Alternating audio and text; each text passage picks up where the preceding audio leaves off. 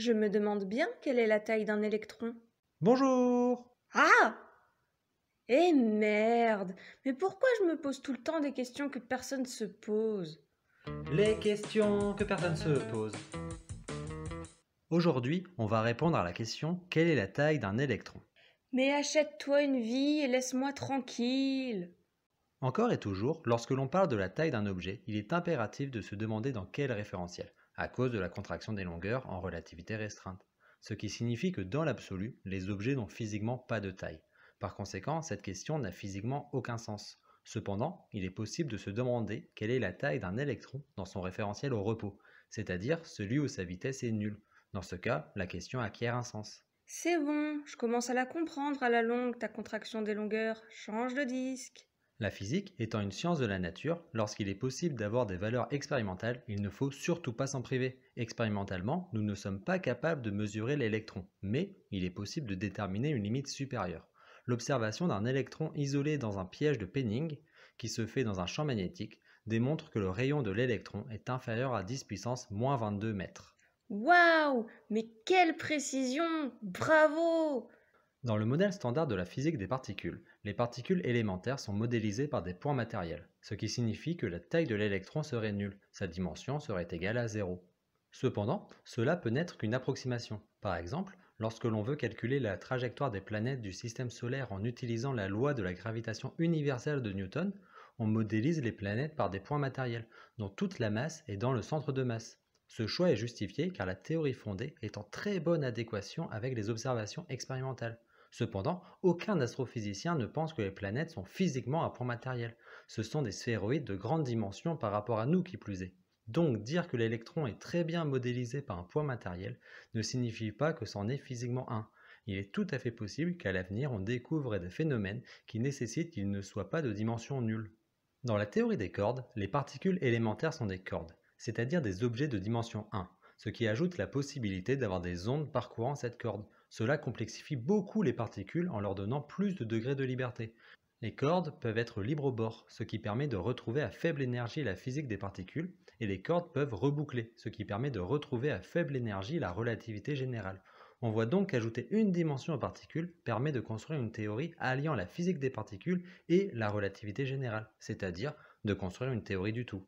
L'échelle de taille d'une corde est celle où l'on devrait observer de la théorie du tout. Par conséquent, il faut que G, la constante gravitationnelle utile en relativité générale, h bar, la constante réduite de Planck utile en mécanique quantique, et C, la vitesse de la lumière utile en relativité restreinte, soient des constantes apparaissant dans l'échelle de longueur. Or, en les combinant, il est possible de définir la longueur de Planck. Lp est égale à racine carrée de G h bar divisé par C à la puissance 3, qui est de l'ordre de 10 puissance moins 35 mètres. Tout comme pour les planètes, intuitivement, nous pourrions penser que les particules élémentaires sont des sphéroïdes, mais cette fois-ci de très petite taille. Cependant, actuellement, il n'y a pas d'équivalent viable à la théorie des cordes dans laquelle les particules seraient des sphéroïdes. Mais si tel était le cas, il y aurait beaucoup plus de manières d'ondulation. Oh! Mais qu'est-ce que je vois là-bas? Oh! Mais oui! Mais c'est une porte! Au revoir!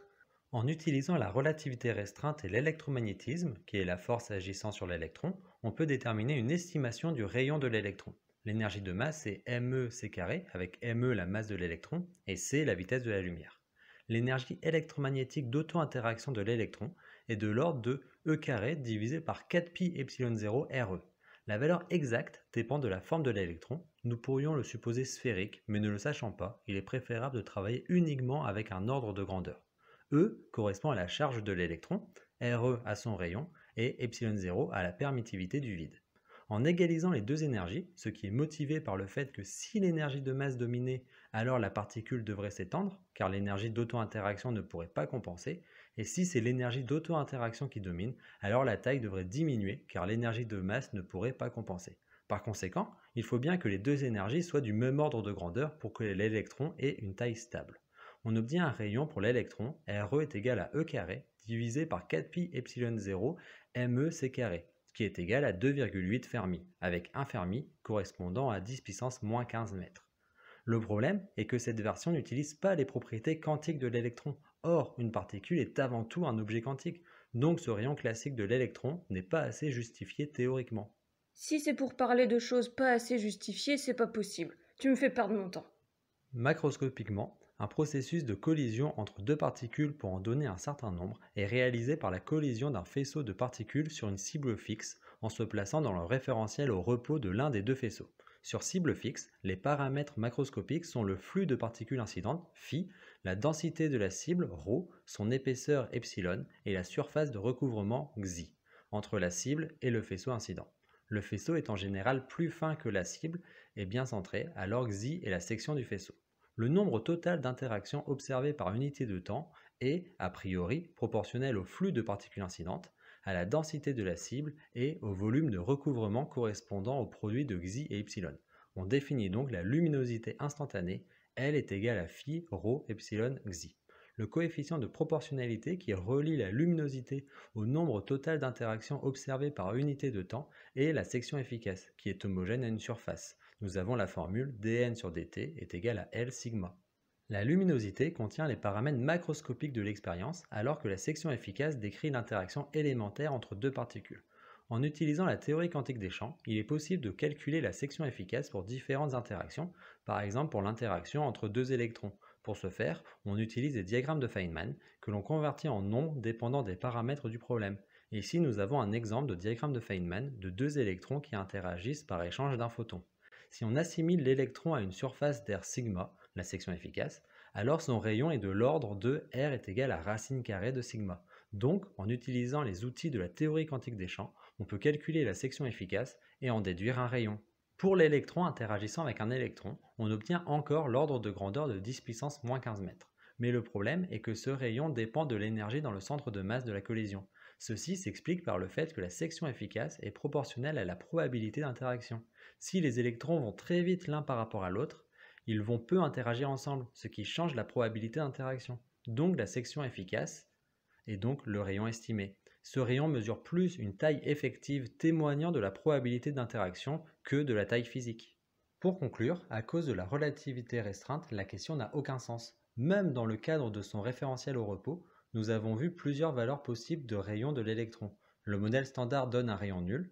La théorie des cordes, qui est bien évidemment spéculative, donne autour de 10 puissance moins 35 mètres. La physique classique donne 10 puissance moins 15 mètres. La théorie quantique des champs donne en général un rayon effectif du même ordre. Et l'expérience donne une valeur inférieure à 10 puissance moins 22 mètres. Autant de valeurs contradictoires. La dernière invalidant les manières naïves de donner un rayon à l'électron. On voit que sur cette question, aujourd'hui la physique n'est pas capable de répondre parfaitement. C'est encore un problème ouvert. J'ai fini de répondre à ta question, donc si tu en as d'autres à l'avenir, n'hésite pas à les poser en l'air, peut-être que je viendrai y répondre. Au revoir! Ouais, compte là-dessus.